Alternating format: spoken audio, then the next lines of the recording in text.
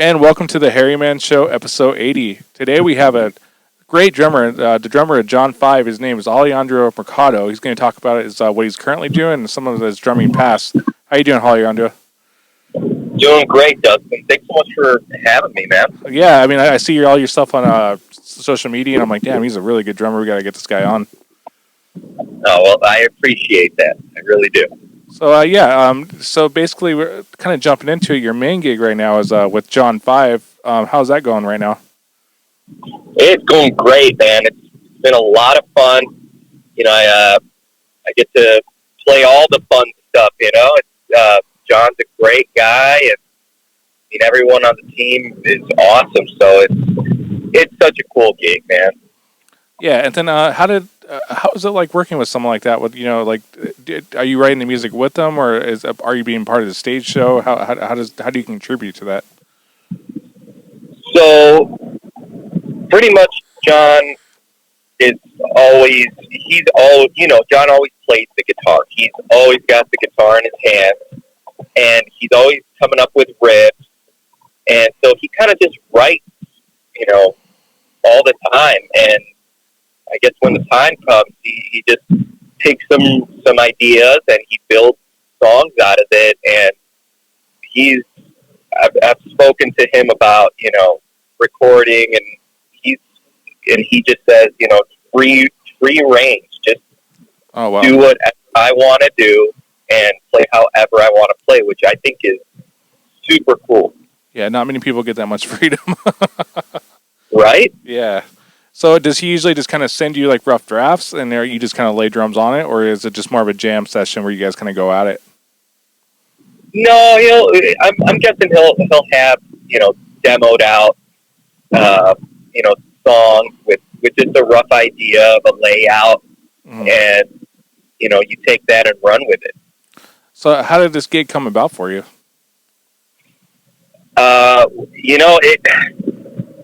It was like the perfect storm, man. Like the stars just aligned with it.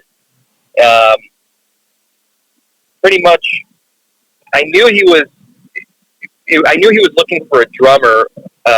Online, there's a guy in LA who looks for. He's kind of like a scout, like a talent scout, and he'll find musicians for artists. And I saw that John was one of the folks that he was getting a drummer for. And this has been up at that point when I saw that John was looking for a drummer. It was already like a week or two after this was already out. So I figured, that's really cool and all, but I'm sure he's got his person already to fill the spot. And one day I was with my girlfriend at the Rainbow in Hollywood, and we ran into a buddy of mine, and he mentioned that, that John was looking for a drummer, and I said the same thing. Hey, that's awesome. But yeah, I think he's probably already found his person. Like, there's so many amazing drummers, so much talent in Los Angeles that, an opportunity like that, it gets snatched up quickly, Yeah. So he's just, my buddy said, I don't care, man. I have his contact info. I want you to reach out to him. And if you don't, I will. And I said, all right, man. Yeah. So I said, all right.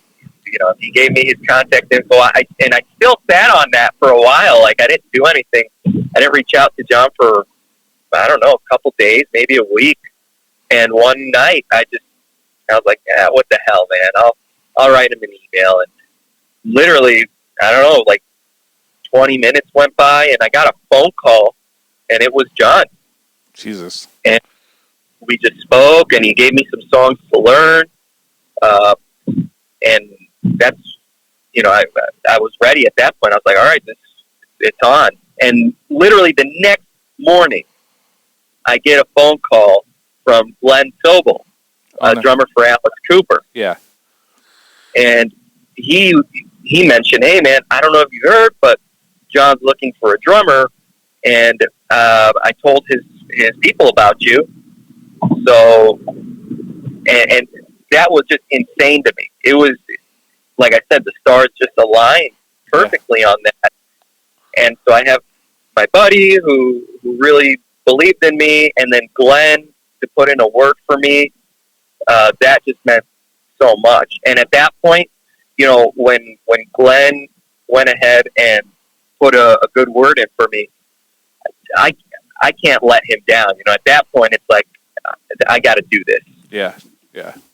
So I went full force, man. I just went took took guidance from Glenn because he's done it all. He's done every type of audition process, has done every kind of gig under the sun. So he just said, "Hey, man, if he gave you a couple songs, don't just learn a couple songs. Learn his whole set." Yeah.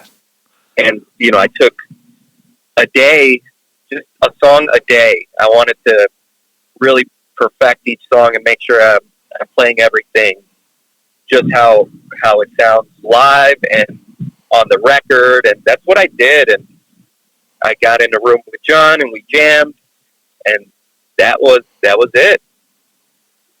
So how I imagine, how was your nerves at the time? Were you anxious, or were you very confident? How did you feel about like this whole process? I know you've been playing pro before that, but how did it make you feel at that time?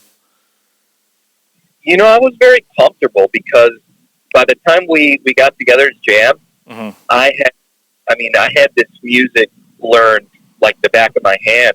I had, in fact, what I did for every single song was I charted out each song note for note. So I guess I transcribed every song. Hmm. I'd start the day out with a listening session to really get the layout of the song. Then I would chart everything note for note. I don't know. That just kind of became a thing at that point. I don't know why I did that, but it worked out. I ended up going later that day to my drum studio, and then I'd play that one song over and over and over. That by the time I got in that room, uh, you know, I was ready. That's good to hear. You're just over prepared. Right, and that's kind of a lesson I've learned through people like Glenn. The professionals, the my drum heroes, and all the drum legends. They all say, it's true what they say, that there's always somebody ready to get your gig. There's so much talent out there that you have to be ready. Hmm. You can't just come in and be half-assed about something. You have to give it your all. I mean, if this is really what you want to do, you have to really commit. So that was my mentality. Now, what kind of changes did you do to your setups? I noticed you played 3 up, 2 down. Were you playing more of like a fusion style, or did you just kind of have to play your bigger kit, or you kind of slimmed down to a smaller kit with him? No. So the way I go about drum configurations is it depends on the type of music. Like if it's something like John's music, when I listen to it, there's so much going on, and the drums are, they're doing runs with the guitar, and there's all these tones. So I really, and in my drum studio, I just love having the 3 up, 2 down. Hmm. That's just my what my drum setup is in the studio. So I thought that it was perfect. I was able to get all the tones that I wanted, and it worked out. I tried doing it. In fact, during a tour, I just kind of wanted to mess around, and I went to a 4-piece, and I did a gig on a 4-piece configuration, and I could do it, but it wasn't the same. You really need those high to low tones. You need everything, Yeah, you feel naked without it, pretty much. Yeah. So, I kind of wanted to bring it back a little bit. I was kind of go back to your origin story per se. How old were you when you started playing? About 5 years old. Oh wow, was it from a family member or just a random passion? Actually, yeah. My introduction to drums was my aunt played in a drum line in Mexico, Okay. and I remember as a kid, you know, we'd have we just have family over, and my aunt would come over, and I would play with these toys. I had this box of toys, and she just grabbed my toys and started playing this rhythm, and she gave me my toys, and she's like, "Play that rhythm," and she taught me how to play this rhythm, and that was the first time that I remember, uh, drum rhythm. Hmm. And And then after that, school, and you get into band, and all that kind of thing. so when was your introduction to like a full kit, and when did you start kind of playing with bands and kind of studying it that way? The drum set was always there. Like as soon as I even had, as soon as drums were on my radar, it's snare drum, and learning your drum rolls, and your learning how to play all the your basic notation thing. But I started really listening to drums in music, and I remember I loved my parents would they would always play 80s, rock, pop, metal. They just turned me on to everything. But I really took a liking as a young kid to Duran Duran. Oh, nice. Not a lot of people admit that, but that's awesome, though. Oh, man, there's no shame in it for me, man, because as a drummer, Roger Taylor, that guy is a clock. Yeah. He got such a great groove, and my first concert ever, which my dad took me to, was a Duran Duran concert. And yeah, just listening to bands and hearing what a real drum set sounded like. I mean, I had to have one, and one day I just kept after a while I just kept bothering my parents as a kid. I need a drum set, and they just really wanted to know that I was committed to this. So I really studied the snare drum on my practice pad. So I learned all that, and I showed them that I really am committed to the drums.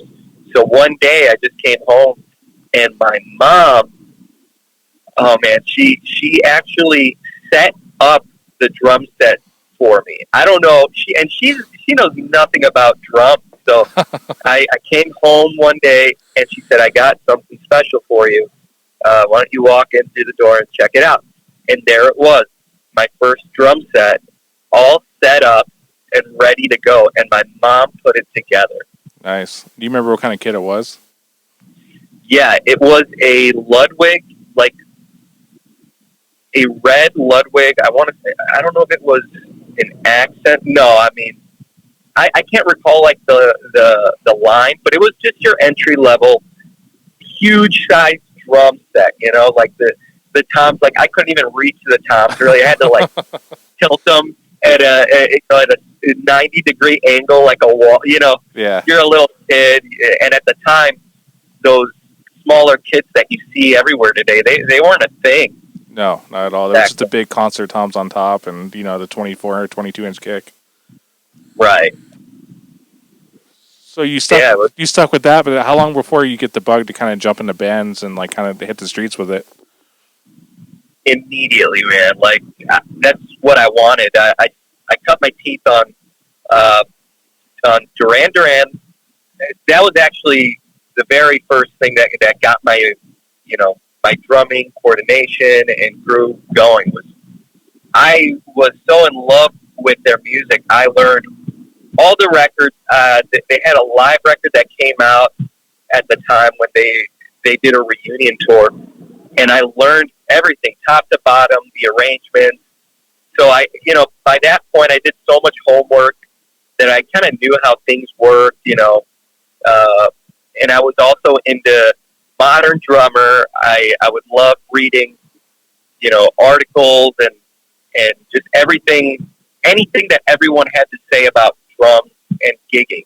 Yeah. So then I got into Motley Crue, and that really turned my world upside down. I got into the hard rock and the heavier music, and that must have been around middle school where I finally got an opportunity to join my first band. And was that like heavy metal? Oh yeah.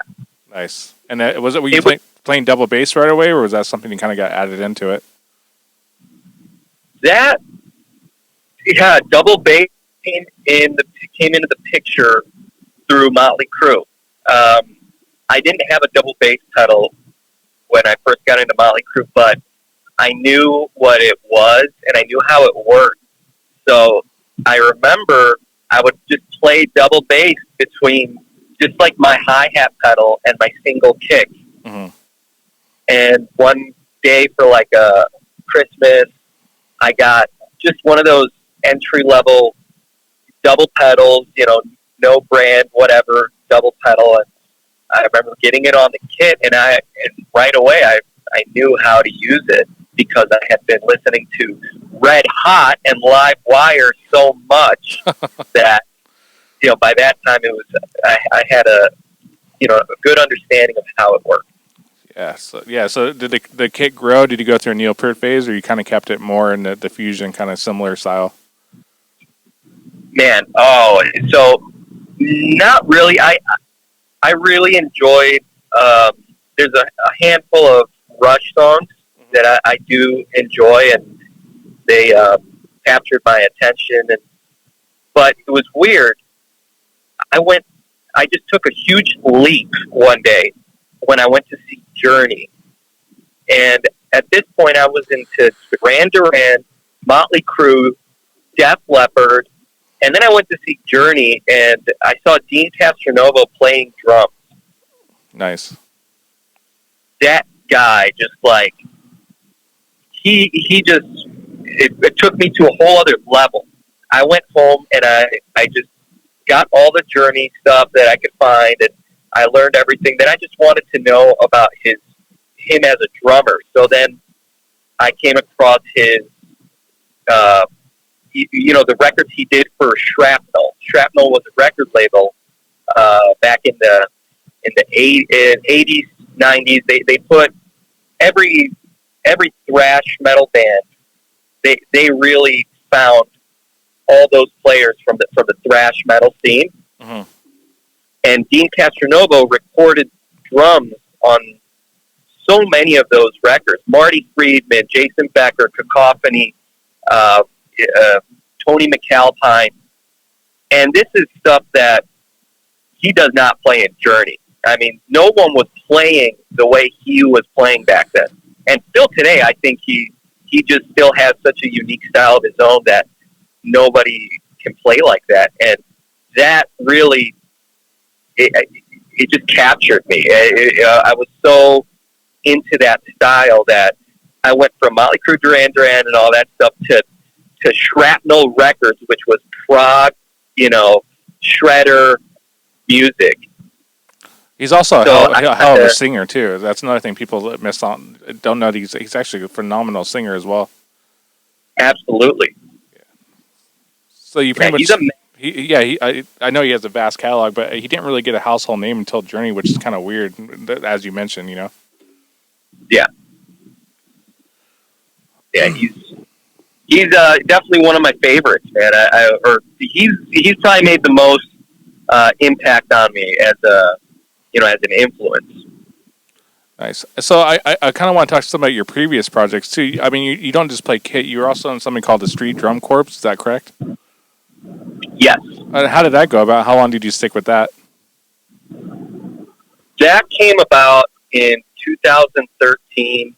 I was in LA, and I guess I just came across this ad for Street Drum Corps. They were looking for drummers, and I answered it.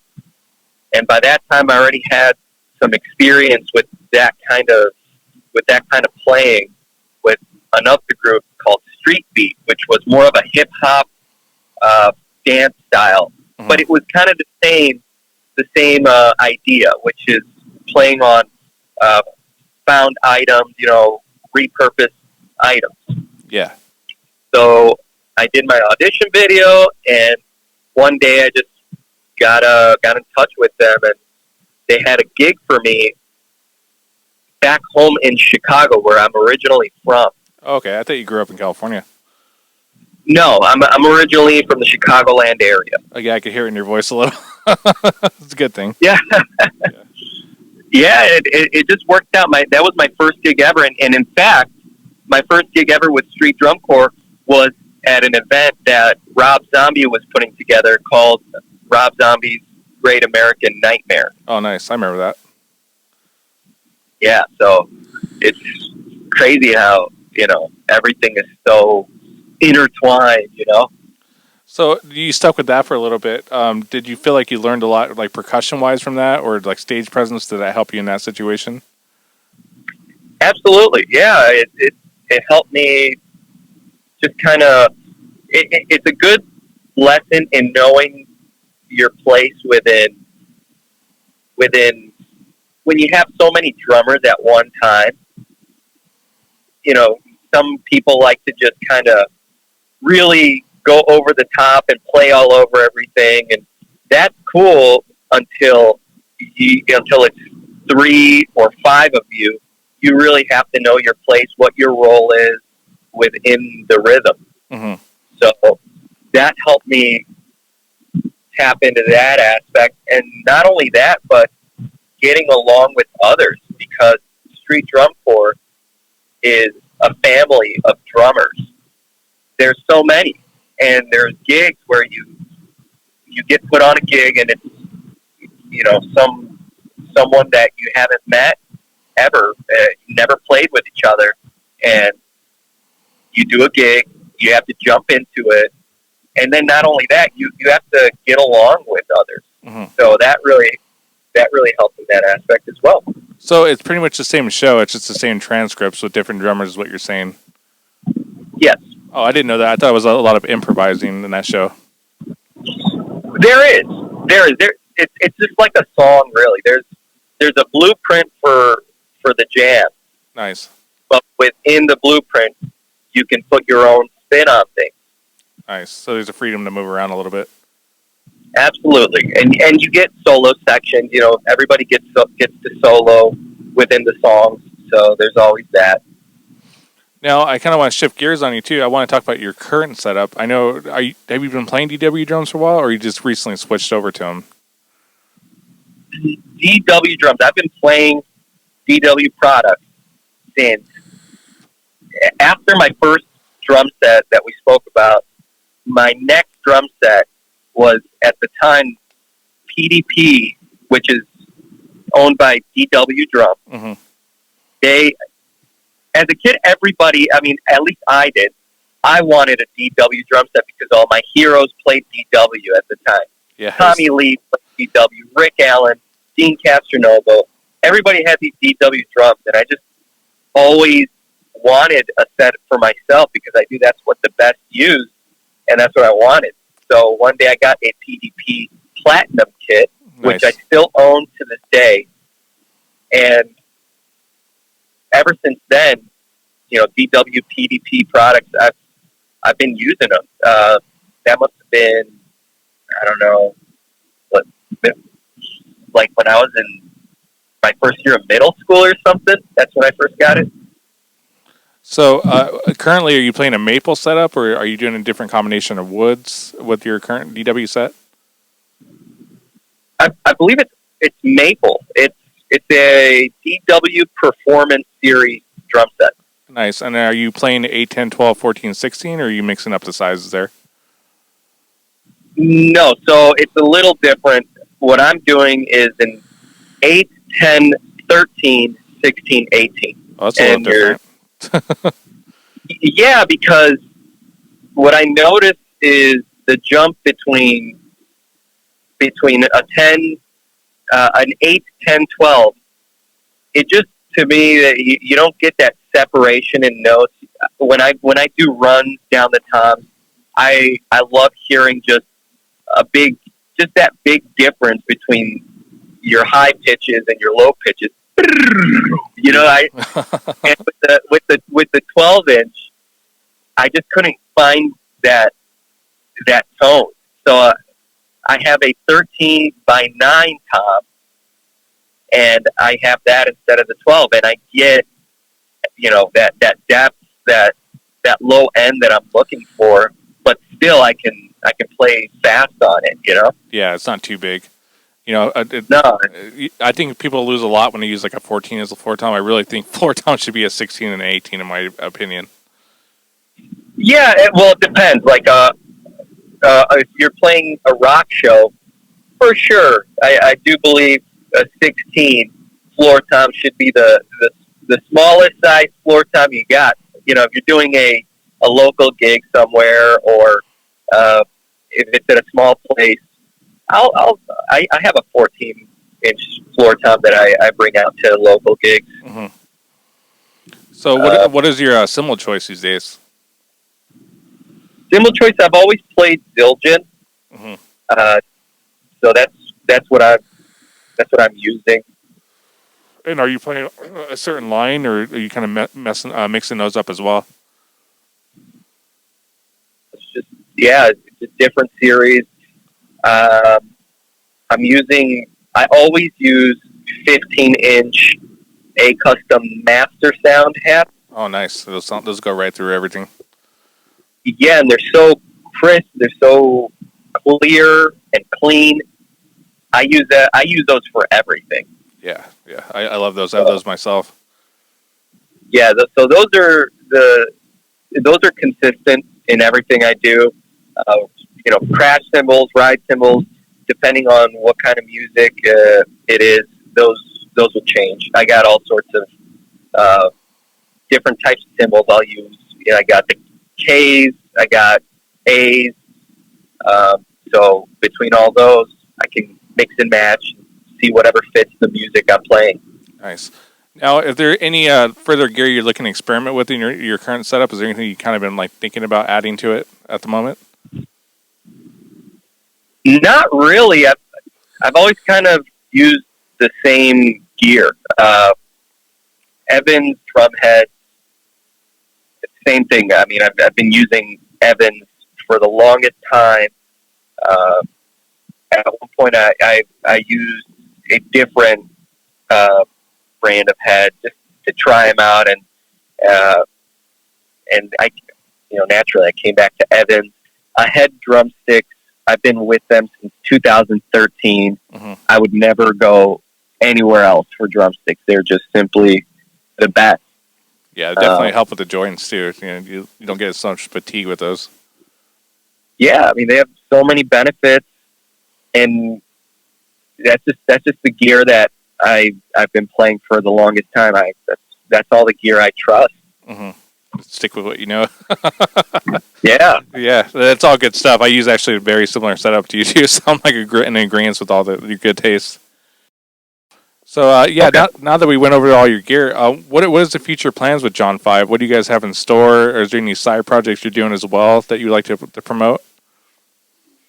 Right now, I'm just pretty much in the John 5 boat. We're about to head out for another tour later this month, and I don't know what the future holds. That's kind of the fun of it, Yeah. Anything can happen, that's what makes things so excited. Yeah, I don't know if John's gonna hop on a tour that's with someone else. I don't know if he might take this to Europe or something. I don't know what his plans are. I just kind of roll with the punches. As far as side projects, I really haven't been doing much when I get home, because John is a busy man. Mm-hmm. He loves touring. He loves playing. So when I get back home, I hang out with my girl and our dog, and I just kind of don't want to do anything else at that point. So I haven't been I haven't been really committing to anything else. Nice.